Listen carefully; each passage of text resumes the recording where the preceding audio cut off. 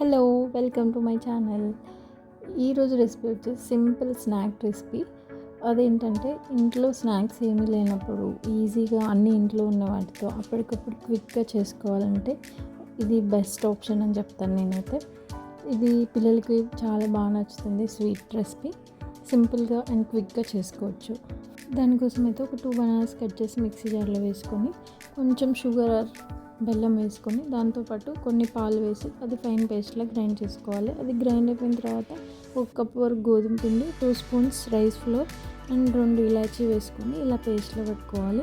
Batter కొంచెం గట్టిగా ఉందంటే మిల్క్ కానీ వాటర్ కానీ వేసుకొని ఇలా దోశ బ్యాటర్ కన్సిస్టెన్సీ వచ్చే వరకు మిక్సీ పట్టుకోవాలి. అంతే, బ్యాటర్ రెడీ అయిపోతుంది. తర్వాత ప్యాన్ మీద గీ అప్లై చేసుకొని చిన్న చిన్న ప్యాన్ కేక్స్లో వేసుకొని సిమ్లో పెట్టి మూత పెట్టి 2 సైడ్స్ మంచిగా కాల్చుకున్నామంటే లోపల వరకు మంచిగా ఉడికిపోతాయి. సాఫ్ట్గా, తీయగా, కొంచెం క్రంచీగా ఉంటాయి.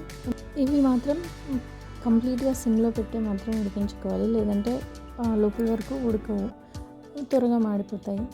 అంతే, మన ప్యాన్ కేక్స్ అయితే రెడీ అయిపోయాయి. పైనుంచి అలా హనీని వేసుకొని డ్రై ఫ్రూట్స్ కట్ చేసుకొని అలా స్ప్రింకిల్ చేసుకొని తిన్నామంటే చాలా బాగుంటాయి. పిల్లలకి కూడా బాగా నచ్చుతాయి. ట్రై చేయండి. మీకు తెలిస్తే కామెంట్ చేయండి. నచ్చితే వీడియో లైక్ చేయండి, షేర్ చేయండి, కామెంట్ చేయండి. Thank you.